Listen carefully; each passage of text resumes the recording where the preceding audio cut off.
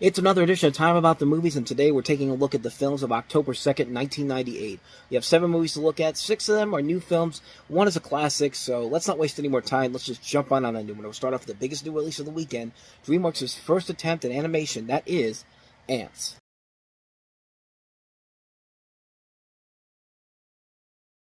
So Ants most notably came out around the same time A Bug's Life did, but during its production, there was a public feud between DreamWorks co-founder Jeffrey Katzenberg and Steve Jobs and John Lasseter of Pixar, who were working at Disney. And of course, Jeffrey Katzenberg came from Disney, was fired a couple years ago, and the production of the similar films A Bug's Life and this, which was released a month later, that only worsened when Disney refused to avoid competition with DreamWorks' intended first animated release, The Prince of Egypt. So the film came out in October, did pretty well critically and financially, and some might say that it's actually the better movie compared to A Bug's Life, which I like Bug's Life, but to me, this is probably the best one of the two. You have Woody Allen playing an ant named Z, a worker ant who dreams of winning the heart of the beautiful Princess Bala, played by Sharon Stone. So he convinces his soldier ant buddy, played by Sylvester Stallone, to switch places with him. One of the most significant of workers, so he may turn out to be the biggest little hero of them all. In addition to them, you have Gene Hackman, Christopher Walken, and Bancroft, Jennifer Lopez, Danny Glover. Not only is this a strong first film from a rookie animation studio in DreamWorks, but it had a better story to tell. But if it had a better story to tell, I should say, than A Bug's Life did. The animation still holds up after all these years. The voice acting overall is really good. The characters are nicely done. There are very few cliches in here, although the liar revealed aspect is here too much. It's done a little bit more cleverly than what A Bug's Life did a couple months later. Me personally, I think this comes off a much better movie overall than A Bug's Life did, even though I really liked A Bug's Life, and we'll definitely delve into that when we get to November. So let's move on to the next movie. A very polarizing film from Robin Williams in 1998, and that is What Dreams May Come.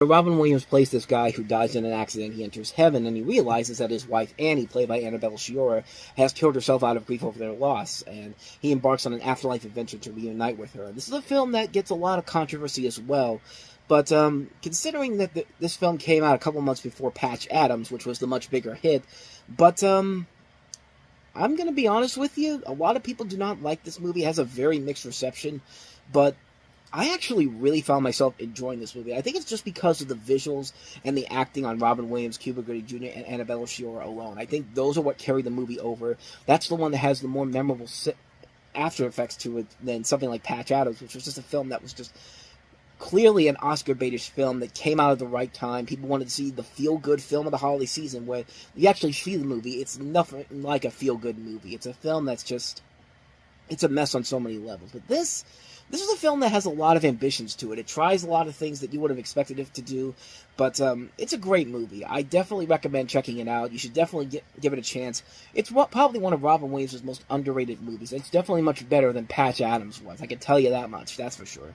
So that's What Dreams May Come. On to the next movie, and that is A Night at the Roxbury.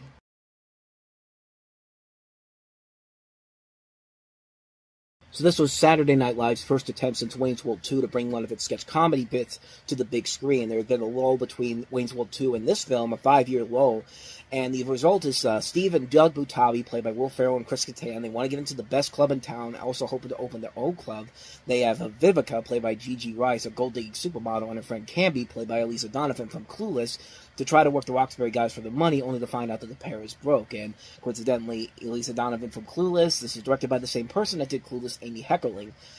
The one thing I can say about this movie is that the soundtrack is pretty awesome. You get songs like, of course, What Is Love, and then you have This Is Your Night, and just a great late 90s soundtrack that I just go back to a lot.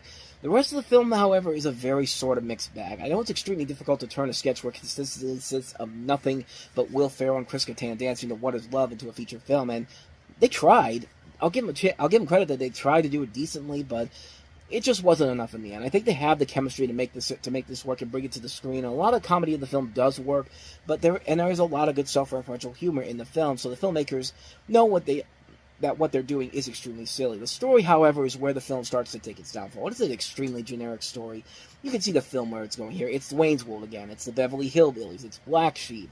The bad guys try to use the idiots to con their way into money and fame, and all the cliches and conflicts that come after that. it's just so boring because they don't do anything new with it. And Night of the Roxbury is one of those take it as it is or hate it for what it is movies. You're either going to love how dumb it gets or you'll hate it for how dumb it gets. Personally, I'm more the former. Yeah, the story is terribly predictable, but the movie is very, very aware enough of how stupid it is with a lot of jokes they get away with and actually do work. So I have to give them points for that. At least this one gets me to get some laughs out of the next movie they tried to make an SNL movie out of, which we'll get to that one when we get to 1999. But on to the next movie, a film I'd never even heard of, Dee Snider's Strangeland.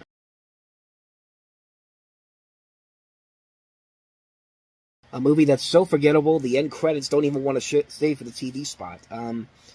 Dee Snider's Strangeland. I've never heard of this movie. It's written by him, directed by John Piplo. Stars Linda Cardellini and Elizabeth Pena. That's really all I know about this movie, so not much more I can add to it because I haven't seen it. I can't say if it's any good or not, so let's move on to the next movie then. Quick one on that one. Oliver Platt and Stanley Tucci in The Imposters.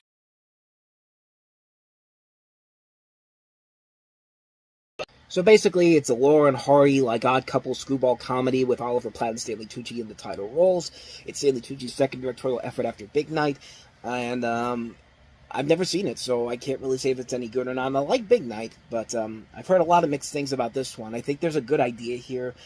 Oliver Platt and Stanley Tucci can really work some magic together from the little clip of the trailer I see here, but there's also a cast that includes Alfred Molina, Michael Emerson, Lily Taylor, Tony Shalhoub, Steve Buscemi, Hope Davis, Allison Janney, Isabella Rossellini, Billy Connolly, Campbell Scott, Woody Allen has an uncredited cameo in here. But other than that, I haven't seen it, so I can't really say if it's any good or not. So we're moving fast on these ones here. On to the next movie, and it's a re-release of a film. It's called Bicycle Thieves.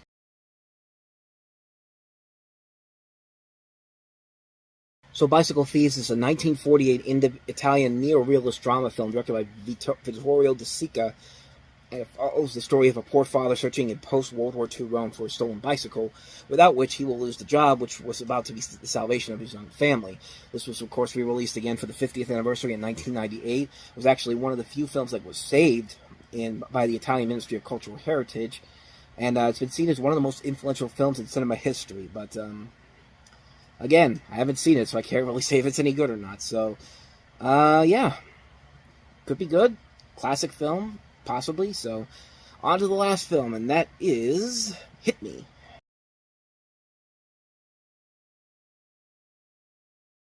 So Sonny lives with his intellectually disabled older brother and works as a bellhop at a second-rate restaurant. This changes when Monique, a beautiful suicidal nutcase, checks in, and Sonny is offered a part in the heist that goes wrong. And it's references to Henry David Thoreau. It's based off of a novel called A Swell-Looking Babe by Jim Thompson. Elias Koteas. This was about a couple of years before his big breakout on Oz. William H. Macy. This was coming out around the same time as Fargo did. Directed by the guy who did Secretary and Fur. So, again, not much more I can add to that one because I have not seen this movie. So, could be good, could be not. So, hit me. So that wraps up another edition of Time About the Movies. We have 6 more movies to look at next week, including Eddie Murphy's Holy Man, One Tough Cop, The Mighty, Love is the Devil's Study for a Portrait of Francis Bacon, Bad Manners, and Detroit 9000. So 6 movies to look at next time. We'll delve into those on the next episode. But until then, thank you very much for watching, and if you want to see more videos like this, please hit the playlist on the next page, check out the previous episode, and also don't forget to hit the like and subscribe button if you want to see more videos like this on this channel. So with that said, I am off. I will see you guys next time for the next video, and until then, as always, take care.